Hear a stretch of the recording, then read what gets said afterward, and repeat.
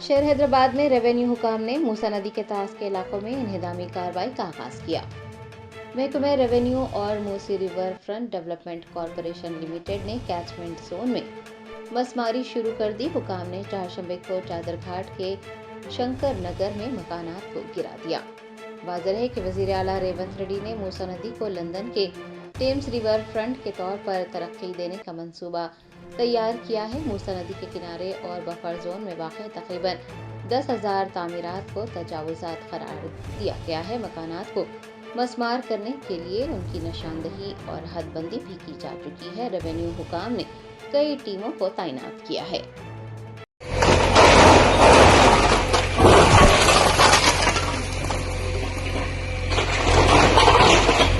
ये था